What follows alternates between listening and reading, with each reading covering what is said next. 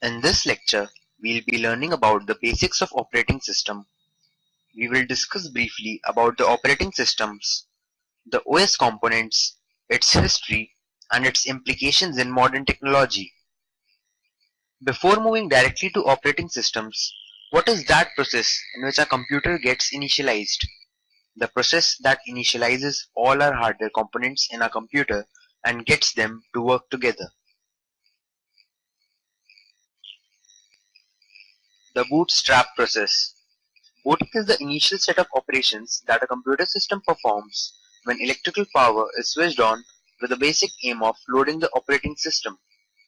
It involves performing a post, locating and initializing peripheral devices, and finally loading the bootloader, which transfers the control to the operating system. An outline of the boot sequence is shown in the block diagram. Next comes the bootloader, the actual program that loads the operating system before its execution from RAM. It is saved in the master boot record of the storage device. Therefore, multiple stage bootloaders are often used, in which programs of increasing size call each other in a process of chain loading. They are mostly stored somewhere on the storage device besides the master boot record and also contain detailed boot information. Some very common examples are grub, syslinux, ntloader. To get a wider grasp of bootloaders, let's look at some of their screenshots. GNU Grub was developed from a package called the Grand Unified Bootloader, which is a play on the Grand Unified theory.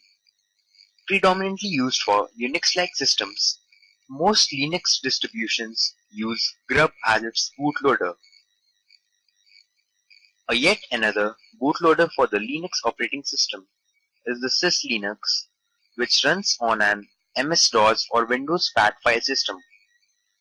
It is intended to simplify first-time installation of Linux and for creation of rescue and other special purpose boot disks. Ntloader, as the name suggests, is primarily a bootloader for Windows NT operating system, which typically runs from the primary hard disk drive. But it can also run from portable storage devices such as CD-ROM, USB flash drive, or floppy disk. Ntloader can also load a non-NT based operating system given the appropriate boot sector in a file. Berg is a brand new bootloader based on Grub.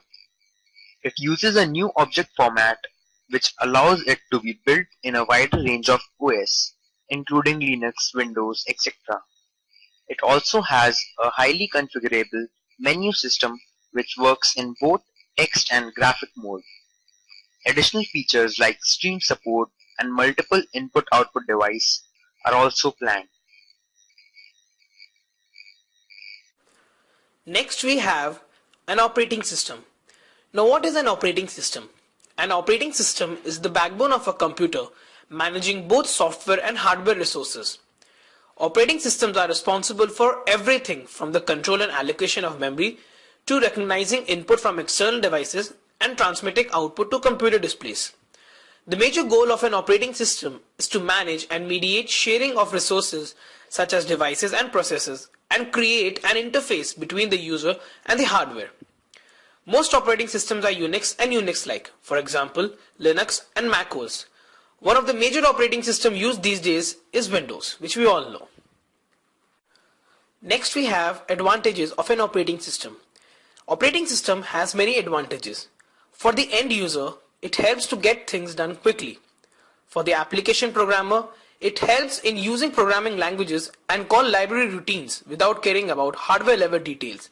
And for the system programmers, it helps create abstractions for application programmers as well as deal with real devices. Next we have is components, user interface. Real time aims at executing real-time applications. Multi-user. A multi-user operating system allows multiple users to access a system at the same time. Multitasking versus single tasking. Well, this should explain it. Distributed manages a group of independent computers and make them appear to be a single computer. Embedded, stripped down version of normal OS meant to be used in devices. Windows CE and Minix 3 are some examples. User interfaces are the method of communication between a user and a machine. They are essential whenever user interaction is required.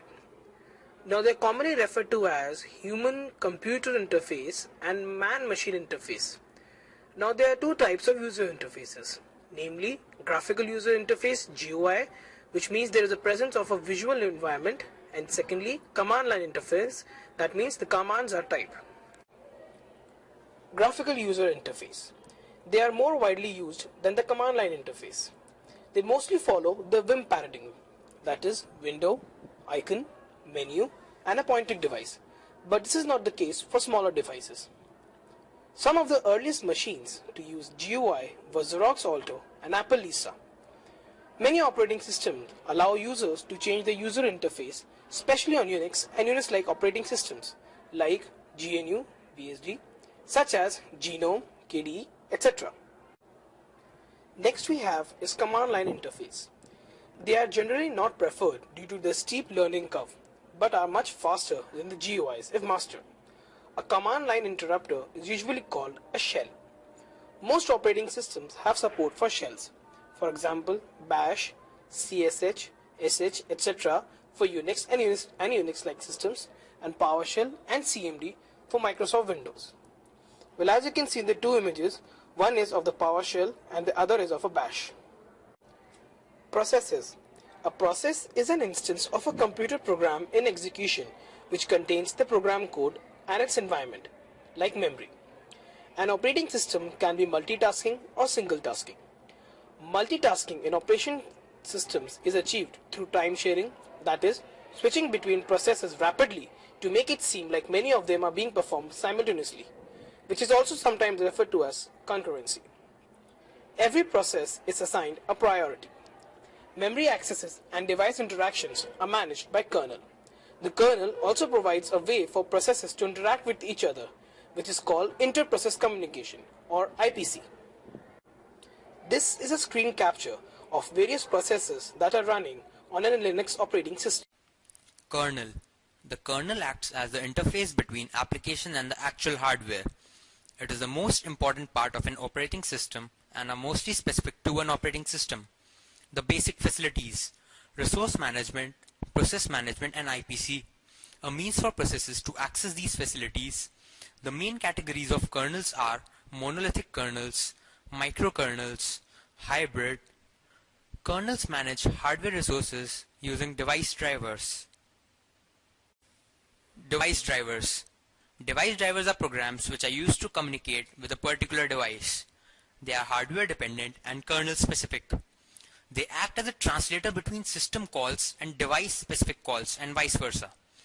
They handle interrupts both by the kernel and device.